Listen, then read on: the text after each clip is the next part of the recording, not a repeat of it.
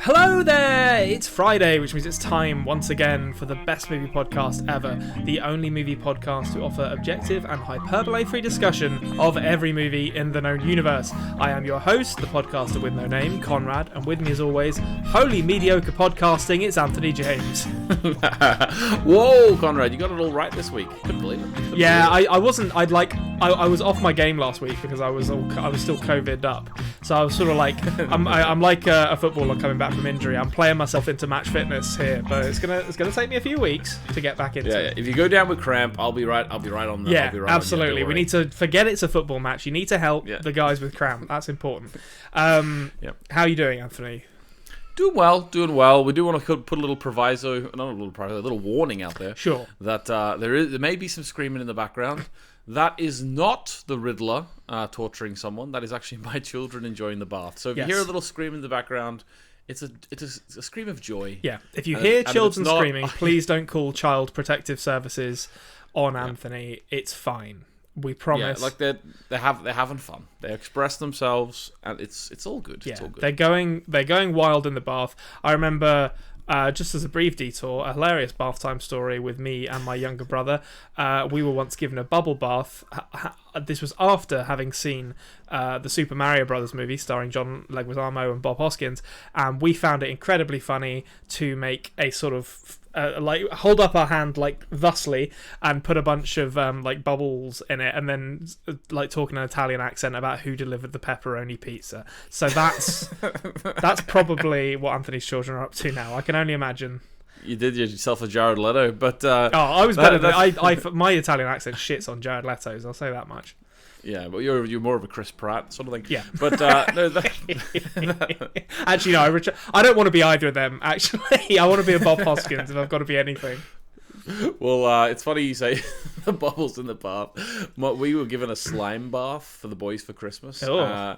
I know, and it sat on the shelf for weeks and weeks and months. It came to the new house with us, and my son was just constantly going, "Can we have a slime bath now? Can we have the slime bath now?" We were finally like, "All right, we're in the new house. Let's get rid of this thing." Put it in, mixed it up. The whole bath turned into green slime. Something from Batman, surely. Oh, absolutely, yeah. My son then started freaking out. Literally, he's gone, I'm freaking out. I don't. And he wouldn't get in. That's great. He wouldn't get into the slime bath. Did you just toss him in? No. I wouldn't do that. He didn't want to get in, so we didn't put him in. But at the same time, it took a week to clean that bath. Like the slime would not leave. So I don't blame him. But that's a lovely little slime bath story for you. Yeah, absolutely. And Anthony proved himself a far better parent than I would be then by not just hurling his child like into the slime bath. I'd be like, I've taken half an hour out of my day to make this fucking slime bath for you. You're getting in it, whether you like it or not. And they just toss them in. I never heard of a slime bath. Apparently, it's a freaky thing to. No, I've not heard of that either. That's the new thing. The technology these days, unbelievable. I know. It must be microplastics galore, I'm sure. So it's probably a good thing he didn't get in, to be honest. Yeah. It's like the modern day asbestos. It's going to come back to haunt you in 20 years. Let me tell you. Yeah. Right. Okay. That's enough of the preamble. We're done with that bit now. Let's talk about some gosh darn movies. Let's do it. Movies. Now, Anthony, I'm going to paint a picture for you here. Yeah, I know. I want to set the scene, set the table, because we're moving into a new era of Batman now with this rewatch this impromptu rewatch that we're doing. Which, by the way, if you're listening at home, or not necessarily at home, wherever you're listening to this, but if you're listening out there in Radio Land, and you're enjoying the fact that we're doing like a series rather than just picking whatever films we fancy doing on a weekly basis, let us know in the comments. But with that said, I want to paint a picture, because we're moving from the Tim Burton era to the Joel Schumacher era. So we've had Batman Returns. The year is 1995. All right. Manchester United have just signed free scoring striker Andy Cole from Newcastle for a then record £7 million. Forrest Gump is cleaning up at the Academy Awards, and Batman is once again gracing the silver screens, and we're going from the kind of expressionistic, kooky Tim Burton Batman to the sexy, camp not all that dark Joel Schumacher Batman. And it is a change. And it's a pretty obvious change, I think. Yes. Yeah, the tone of these films, we'll obviously focus on Batman Forever specifically here. The tone of this film is such a hard crank. Yeah. I mean, some of the aesthetics, you could argue they are still pulling on things from Tim Burton. I think Tim Burton did produce this one. Don't know how involved he was the whole way through, but he was first billing as a Tim Burton movie. So there is still odes to that old style, almost noirish style. But in tone, this is just right back to Adam West for me. Yeah. They've stuck the Batmobile in reverse, and they're hurtling back towards the 60s. They're like, no, we want a Batman who dances. That's what we want to get to by the end of this. And they get. I mean, the film opens with groin shots, bomb shots. Oh, there's so much Bat in this. There's what is that, Conrad? It's just that little montage of Batman getting dressed. It's Why great, is that? is what it is. And I mean, I'll say this for this movie right now. The Batman and Robin, which we'll talk about next week, is frequently beaten over the head with the ridiculousness of the nipples on the Batsuit. It wasn't even introduced in Batman and Robin, people. It was introduced in Batman Forever, which I said off camera to Anthony before we started recording this. I loved this movie as a kid, and I was like, but I also didn't like Batman and Robin. But watching them back, they're basically like very similar movies. I think like they're very camp, they're very ridiculous, and they kind of abandon a lot of what Tim Burton did in those first two movies, I think. They do, although there is certain allusions. So these are sequels to those ones, weirdly. In theory.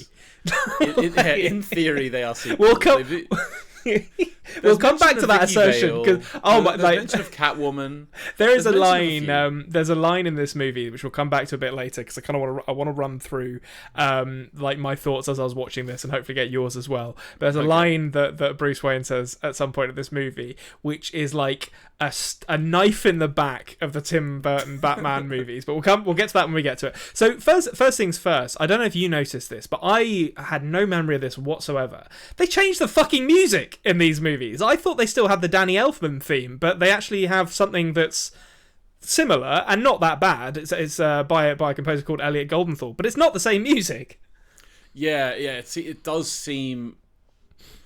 Yeah, I don't know how to explain Danny Elfman. I always view his music as sort of, I don't know, a bit Christmassy in a way. You know what I mean? There's a kind of a dark jauntiness to it that I enjoy. Yeah, but this very much was just sort of big orchestral superhero music. That's what they were going for anyway, I feel. Yeah, I think it kind of evoked the Danny Elfman theme without being the Danny Elfman theme, which does sort of beg the question, why change it in the first place? I don't know what was the thinking behind that decision, but I'd forgotten it even happened. Like, I just kind of Mandela affected the Danny Elfman theme into these movies and be like, well, that was just the music for all four of them, but it wasn't. Okay, yeah, very strange. So when you go from Batman Returns, which the beginning of that movie is this kind of like gothic fairy tale, the birth of Penguin as a character, and it really it's ridiculous, but they really like lovingly kind of set up this character, and it's all like, you know, it's ludicrous, but it's very lovingly created. In this, Two-Face is just a guy. He's just here now. Like, there's no introduction whatsoever. Like, there's no vat of acid that Harvey Dent falls into.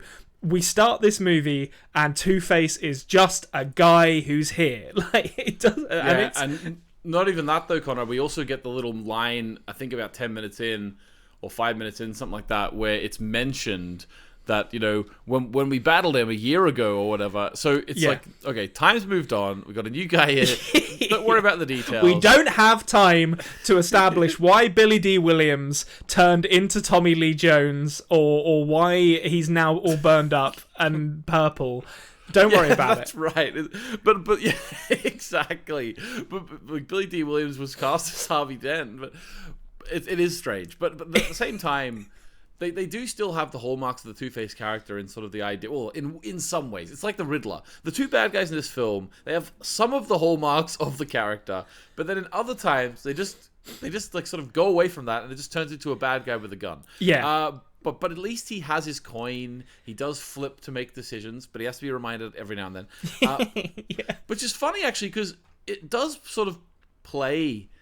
Like, I know Harvey Dent now because of the Christopher Nolan ones, and like, you know, I've read maybe a few comics with him in them and stuff at this point in my life. But when I was 7 or 8, the whole idea of flipping the coin would have been completely lost on me, because that wasn't really set up at all in the film.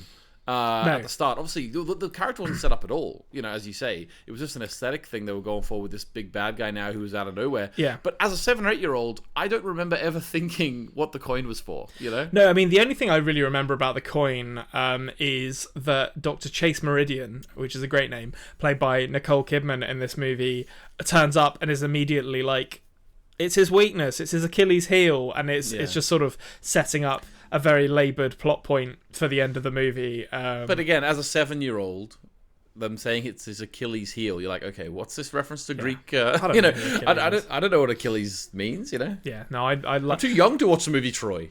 Yeah. Oh well, I mean, actually, I would have seen this when I was like, I'm a few years older than you, so I would have been like 11, as we were discussing before, and I think I probably did know who Achilles was at this point. But even then, it's a pretty highfalutin reference for Batman. But yeah, so we get Two-Face, we immediately get the new Batman. They're out with the Michael Keaton, done with him, fuck off, Michael Keaton, and we get Val Kilmer, who.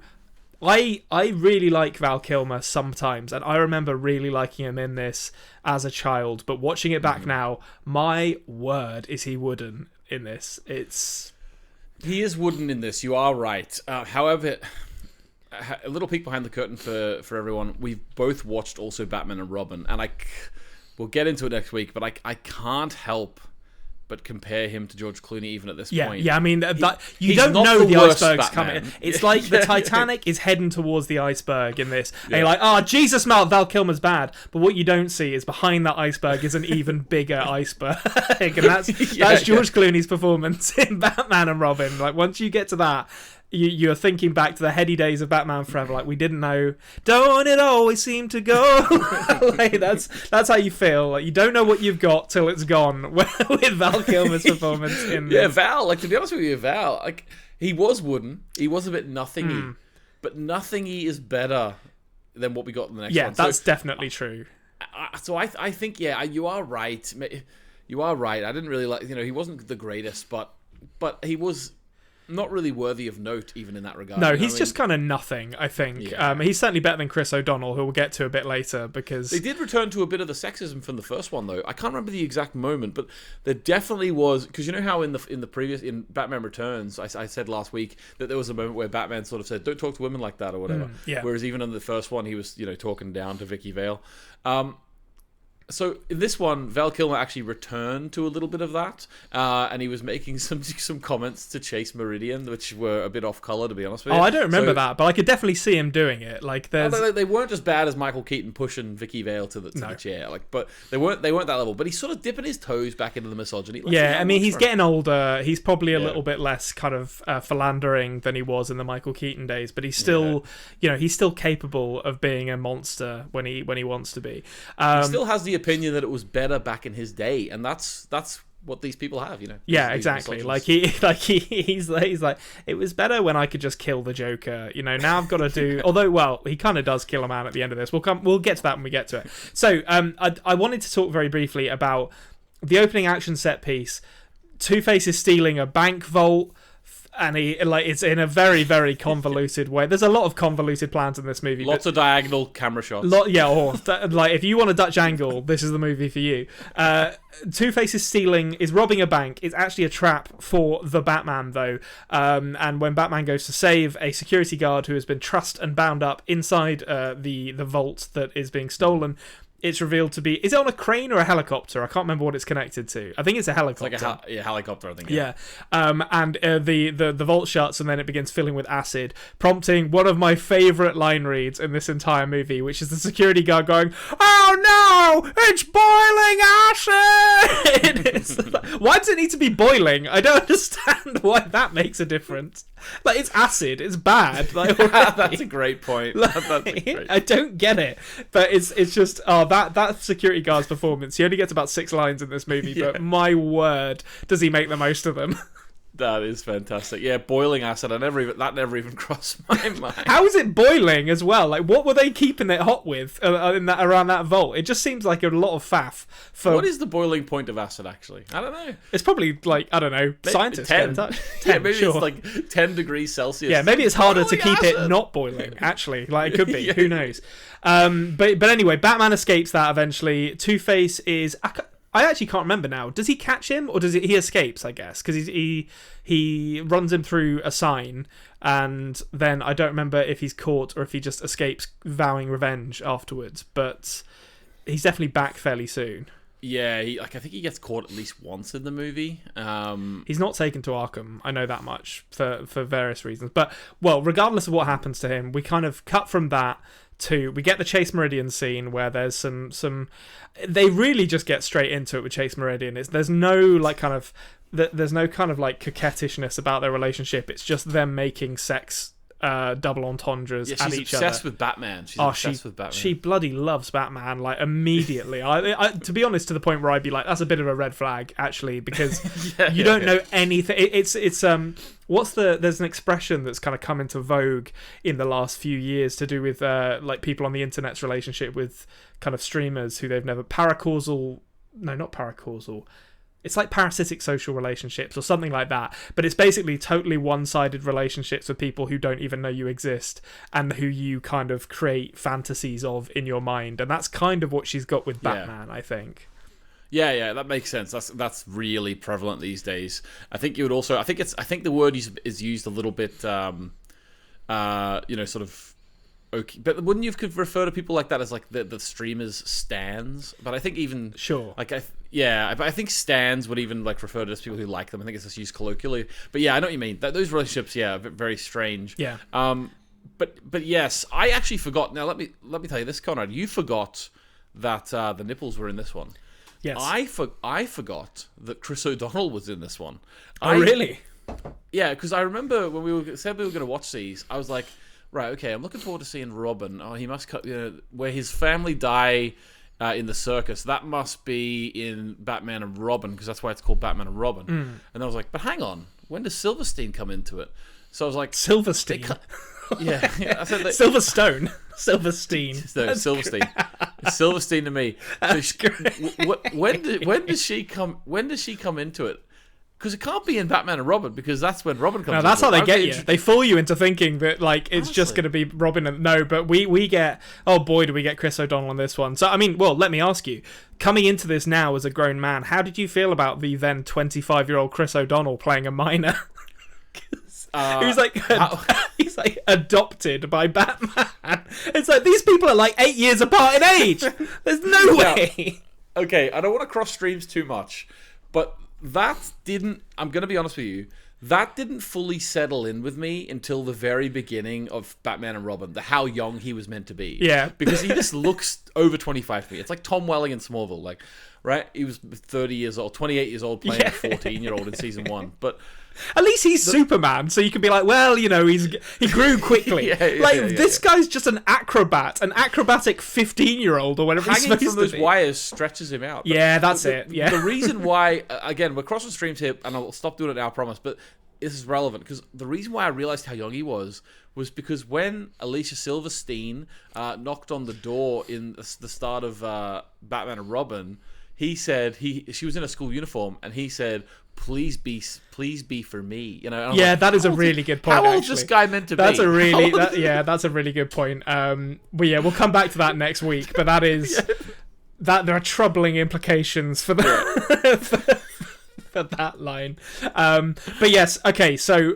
back to Batman Forever, though. We'll talk about Chris O'Donnell a bit more in a second, because I think that whole circus scene deserves some discussion. But before we get to that, I just wanted to quickly make a pit stop at the introduction to is it Edward E. Nigma? I can't actually remember what his... No, it's Edward Nigma, isn't it? Nigma, yeah. Because E. Nigma is his initials. So was that the name of the Riddler in the Batman that just came out? I don't think it was. I don't know if they actually named him If they did, I'm pretty sure it wasn't Edward Nigma, because that tonally I don't think would have worked for. It wouldn't have worked at all. Yeah. But so we're introduced to Edward Nigma, played by Jim Carrey, doing a very kind of Mask Ace Ventura style performance, and he's created a neural power stealing machine, which is just a great MacGuffin.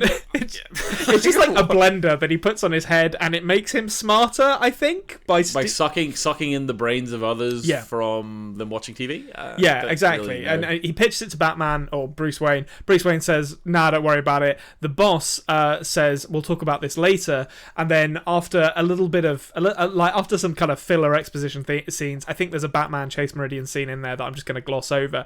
We get the amazing scene where Edward Nigma murders his boss by pushing him out a window, and then alters the tapes using computer technology somehow. And then when he basically directs the police when the crime is discovered and a crime scene is set up, he directs the police to the suicide note and says, obviously very suspiciously, "You'll find the handwriting matches his perfectly, as the sentence structure and spelling," which I found very funny. But then even funnier than that is the cut to a close-up of a note written in all caps, so handwriting is irrelevant. "Goodbye, cruel world." That's all it says. So how does sentence structure and like handwriting matter at all for this note? It's just like it's such a good joke. It really made me laugh at this time round. You say joke, like it reads as a joke. I don't know if it was intended as well. I'm gonna no see. I think that is my kind of take on these movies now. Coming back to them is that. When I was young, I really liked Batman Forever, and I think when I was because it came out a couple of years later, and we'll do our best not to discuss Batman and Robin this week, but when I watched that, I didn't really like it because I'd grown up a little bit and I didn't really understand that they were deliberately camp and deliberately ridiculous. Batman and Robin is really camp and really ridiculous, whereas this tries to stay a little bit more grounded. Which I think was why I liked it. But I think that was deliberate. I think that's a deliberate joke, even if it's really dumb.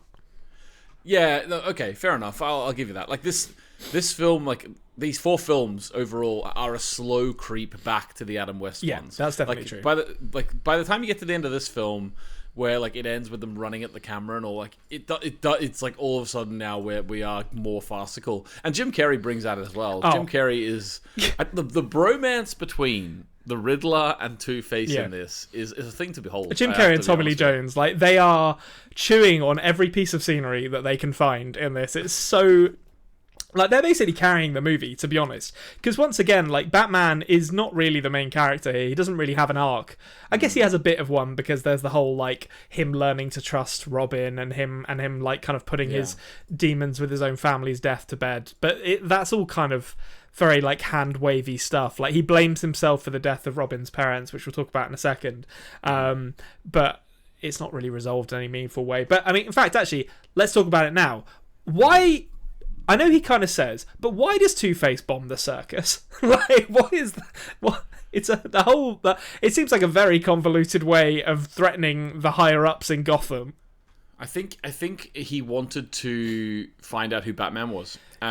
So he was basically saying, if Batman doesn't reveal himself, I'm going to kill everyone here. That was just just a threat. But could he not have just like taken the mayor hostage or something? Like the whole the elaborate lowering of a timed bomb from the ceiling. I know, yeah. It was very elaborate. It was very theatrical. I did enjoy. I really enjoyed it. And fuck me, that is the biggest circus I have ever seen in my life. Like the sheer expense that must have gone into setting that up. That's outrageous. I love as well like that he's like this is one thing that he said to Chase Meridian, Val Kilmer. He goes, we got to get you out of those clothes, right? And then she's like looks really like what are you talking about? And he says, into something nicer because we're going to the circus. He lets that sit and like it like kind of gaslights her into thinking that he didn't just say something inappropriate to her. It's like, you're the one that made it dirty. Like, I was just going to say that. Oh, exactly. Yeah, that is Batman all over.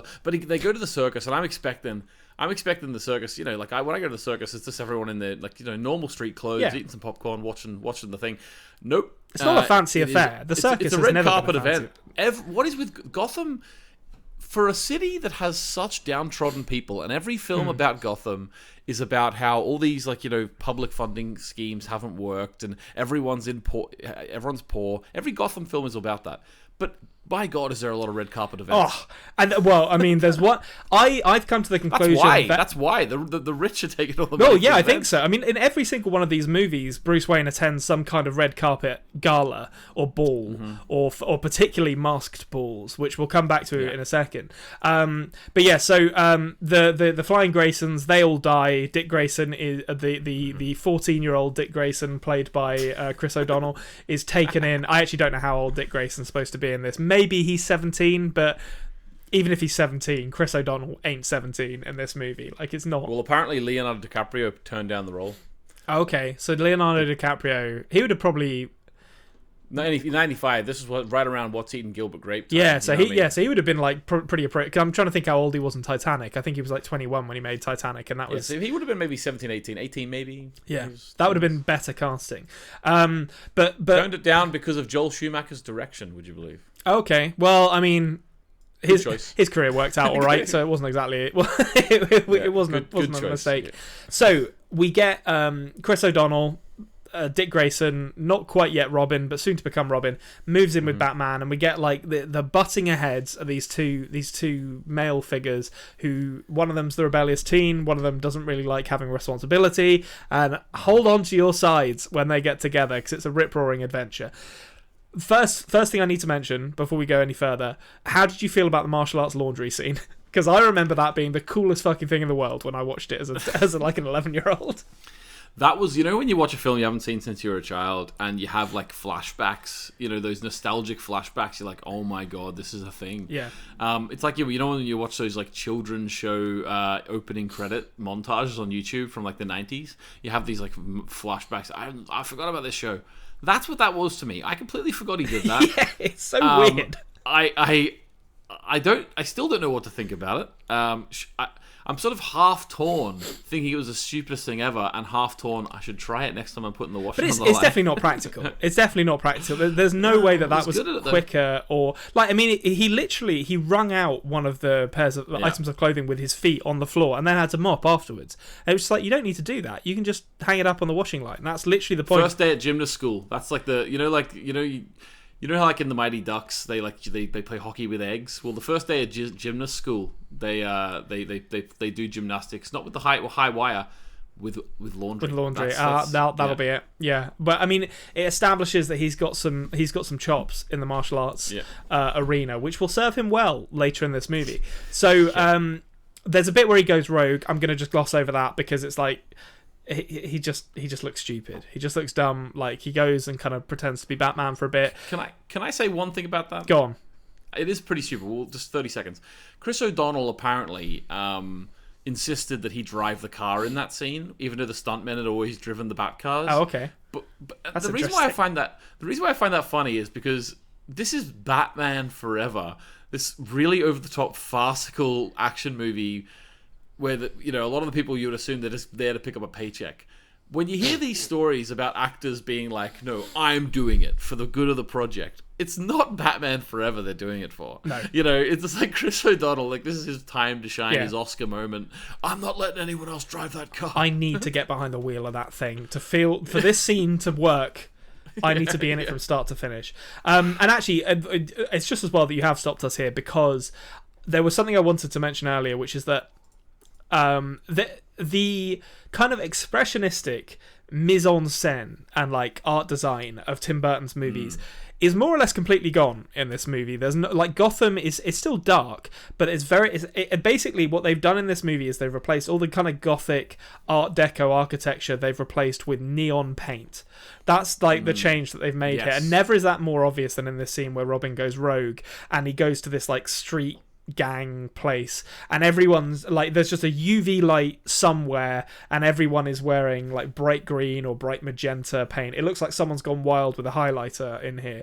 It's like a particular gang, I think, that does that, but yeah, it's all over this part of town. Yeah, well, but I mean, even like Two-Face's gangsters have got like the Tommy guns with like the red spiral, which isn't neon paint, admittedly, but it's strange that that's been abandoned that kind of art design that Tim Burton set up, which we'll get back to next week because it changes a bit in Batman and Robin. But here, Gotham is just kind of like a normal city, and it's really it's a real shame to see that they've kind of lost a lot of that, I think. But we do get lots. I agree. There is a soul lost in these movies. That's why it's sort of, at least like that's why I said the Tim Burton ones. There still was an essence of something there that you could feel, like, especially myself, I felt that they're worthy of being made.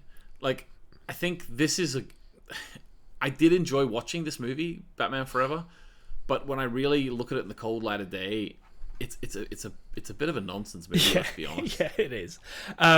Speaking of nonsense, then, we talked about how Batman must always attend a ball or fancy gala. We get the big event where Edward Nigma has somehow secured funding for and entered into mass production his set-top boxes, the TiVo of their day, that have been mass consumed by all of Gotham and allow him to harness the brain power of millions for his own nefarious ends. And of course, Batman attends. Did you spot a wild Drew Barrymore in this scene, or in other scenes as well? To be honest, yeah, no, Drew Barrymore has quite a lot of screen time in this film. I did remember she was in it. Funnily enough, I don't know why I did. This is sort of when she was in a bit like sort of no man's land between being a child star and like E.T. Yeah, I think, and then maybe coming back and Never Been Kissed. I don't really know the full. I think she divorced her. I can't remember if divorce is the right term, but I think she'd like divorced or disowned her parents at this point, and had like and was trying to like recover from all the addictions that she built up over the course of being a very, very badly exploited child star. So that's why she was taking smaller roles and stuff like this, and the opening of Scream. But I mean, it's good to see her. Good to see her. Like, always nice to get Drew Barrymore in. So we get that scene, and then there's some good action in that scene. I did want to draw attention to that for a second, because there's not actually that much action or martial arts in this movie, but that scene's pretty cool. The bit where Batman drops down through the ceiling is pretty awesome in slow-mo with all the lights shining around him. Actually, yes. Now that you say that, things where Batman drops or falls in this film, I'm surprised at how well the CG holds up in certain places. Like, when he's fallen, like jumping off a building or something, and you see the cape, and it does obviously look a little computery because of the time, but it holds up way more than I thought it would.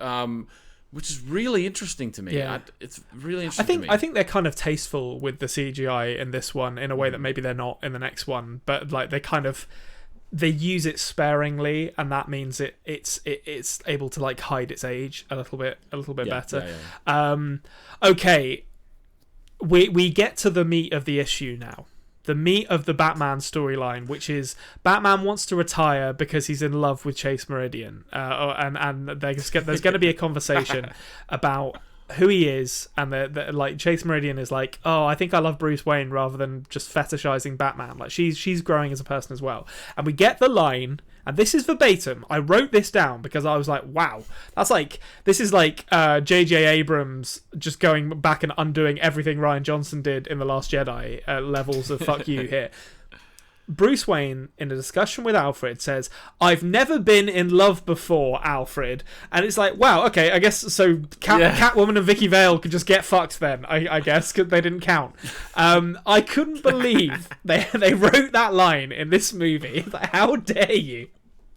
Yeah, that is a good point. Like, there is a few allusions to the previous films, but that one is very much this Batman didn't exist before this movie one. Yeah. That is that. Well, Catwoman I can understand. Like, that was they were in love, Anthony. They were. They're like, I'll grant you, it wasn't the healthiest of relationships. Yeah, but they were the same. They were one and the same. They were crazy kids. Like, I mean, Vicky Vale. If you're gonna pick one that's like, he probably wasn't actually in love with her. Like, Vicky Vale's probably the one. She probably ended up with that annoying journalist who was always asking to take her out to dinner and not reading the signs, and would 100% have been cancelled in the modern age. Well, hopefully not for Vicky Vale's sake, but I would say, like, to me, it feels like it feels like maybe I'm very lucky. I've been with the same woman since I was 17 years old. I don't know if this is the case, but is it maybe like, you get into a new relationship and then like you're saying, no, my old girlfriend, no, I didn't love her. No, I didn't love her. Don't maybe worry that's about it. Maybe that he's got to convince himself because he hasn't moved on from Catwoman. And I mean, we know what happens in the next movie, and Chase Meridian ain't around anymore, so yeah, exactly. Who can say?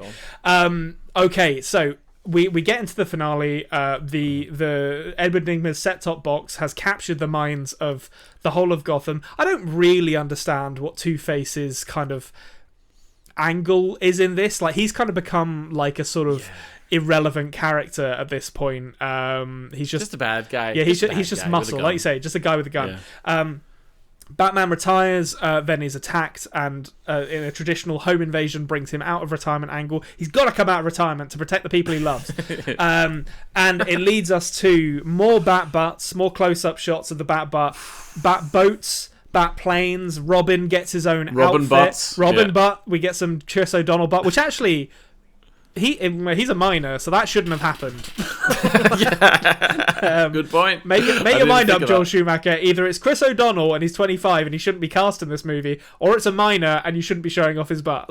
It's one of the two. Yeah, we'll keep that in mind for next week's discussion too, because that does play in there. So how did you find the by sea or by air pincer movement on Edward Nigma and the Riddler and Two-Face's hideout? Not very successful. No, it was awful. It was an awful attempt. They both blew up immediately. Like, Robin's first half an hour of being a superhero, they kind of job him out. They really do. He gets in trouble, his boat explodes, and then he gets like grabbed by a bunch of scuba divers. And Batman has to go save him, and then with his plane that turns into a submarine. Yeah, his plane that's also a submarine, which kind of begs the question: why didn't you just use that to begin with? Like, if you had a submarine, surely it would have been better than flying towards it.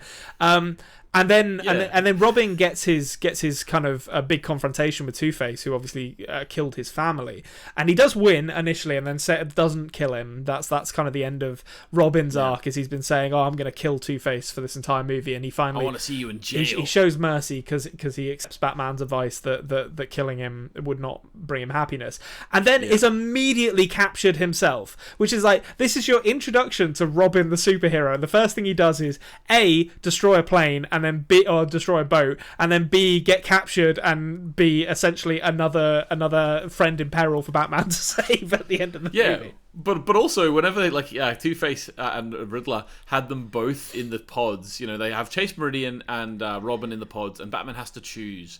And it was interesting because I felt like it was like sort of the Dark Knight was calling back to this moment, funnily enough, with the. Someone should ask Christopher Nolan if that's true. Yeah, the Maggie Gyllenhaal. To what extent were you influenced by Joel Schumacher's Batman Forever when you made this? But you know what's funny about it though? I'm looking at the two in the pods. I'm like, I mean, Bruce told you, Dick. Bruce told you over and over again not to do this. Yeah. You're now in a pod, and he has to choose between an innocent woman or you who begged him to be here. Yeah.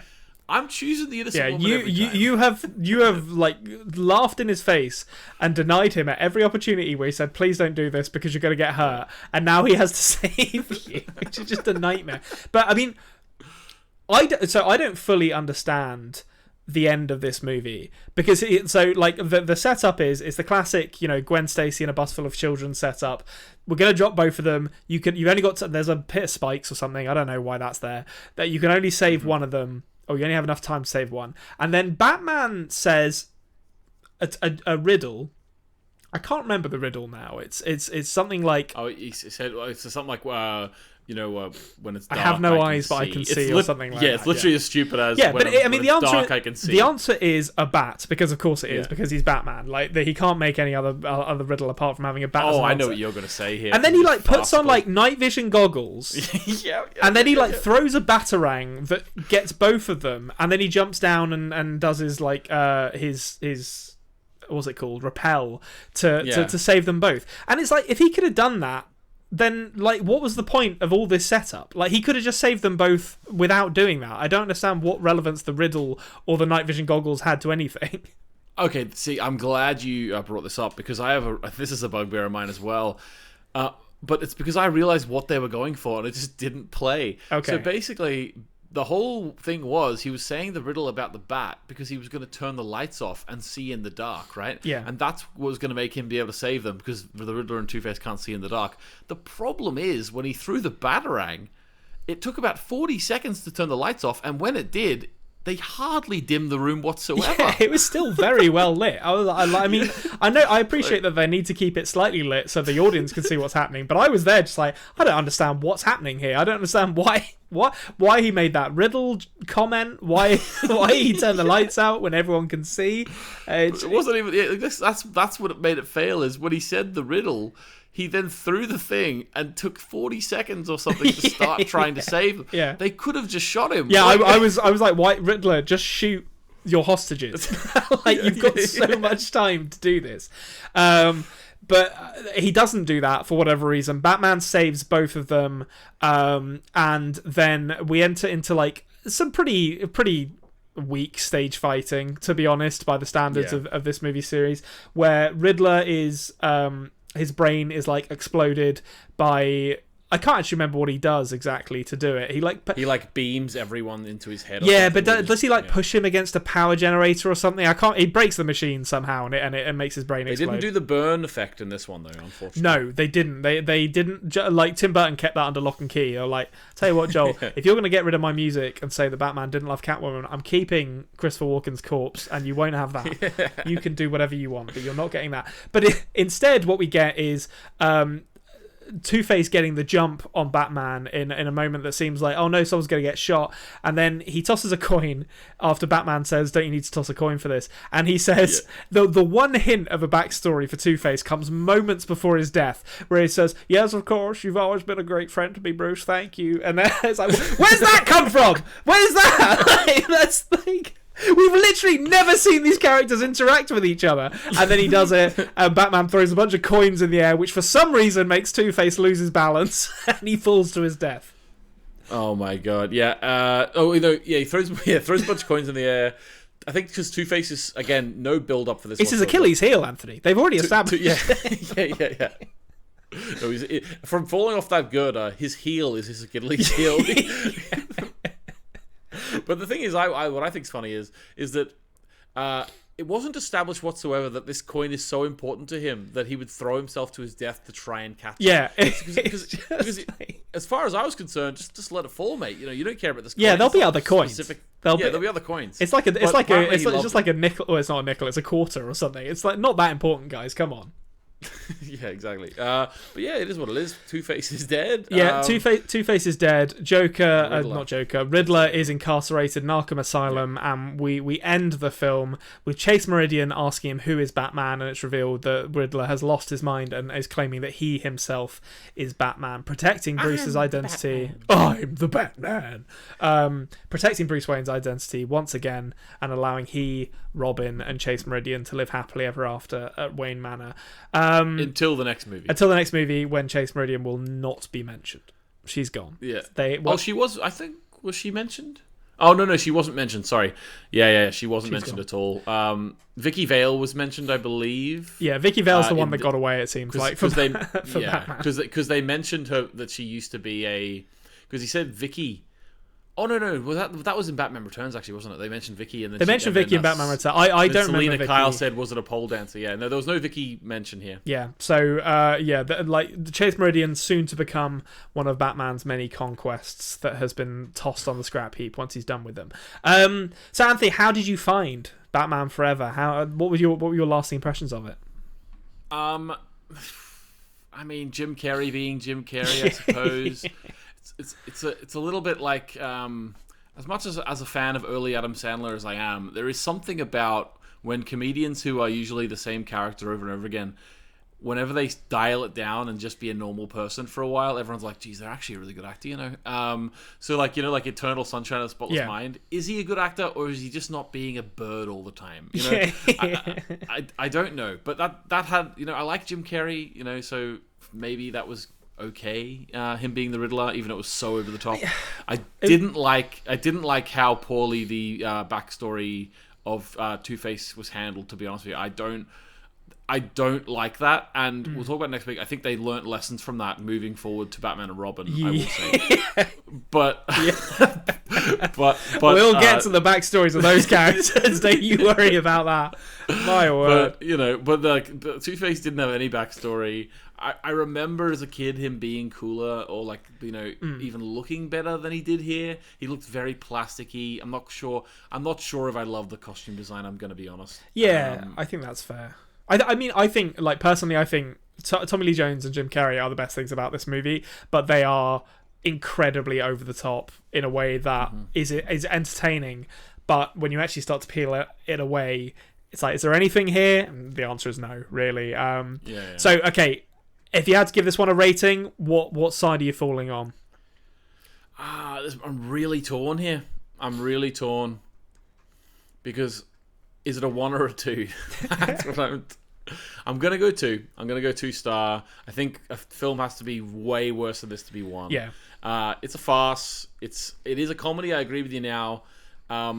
It's not worthless. I'm going to give it a 2-star. No, I think that's fair. I gave it 2 stars as well. A downgrade, a rare downgrade from me. I went to look at this and I was like, initially, when I went through on Letterboxd and rated all the films I'd seen ages and ages ago, I gave this one a 3-star, and I watched this and I was like, no, that ain't a 3-star movie. That's a 2-star movie.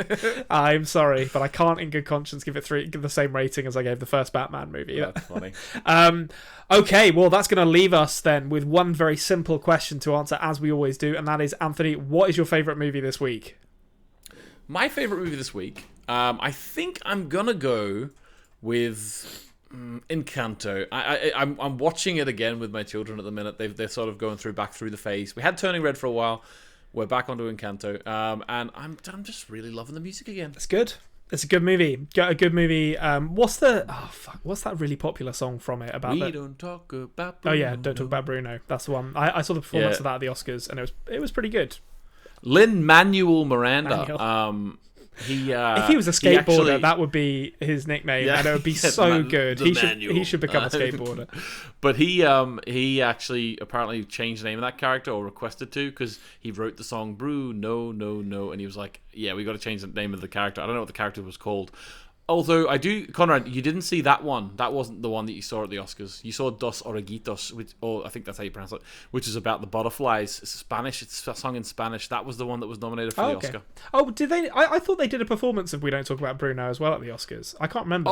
I didn't watch the Oscars. You did, so maybe they did. It wasn't nominated for Best Song because they didn't actually put it forward for that, which was very silly of them. Yeah, that was the one that it literally has 700 million views on YouTube or something. It was a runaway success. It got into the top 10. I think it got to the top 1 on the Billboard charts. Very strange. My favourite movie this week is Dumb and Dumber, a far better Jim Carrey performance. I think that's fair to say. Okay, and that's going to do it for us, I think, this week on the Best Movie Podcast ever. Thank you to Nancy Wyatt and Jared Iscariot for the use of our theme song. Check out links to their stuff in the description below. And thank you to you for joining us. Please consider subscribing if you're not already. We're the Best Movie Podcast ever on podcasting apps and the Culture Cave on YouTube. Get involved in the comments. Let us know what you think of Batman Forever or any movie that you're watching this week, and look forward to us next week when we're going to talk about Batman and Robin, and we will see you I fucked up this outro now, because normally I say, and we will see you same time same place next week, but that just doesn't work because I've already said next week. But do that as well. We'll see you next week. Like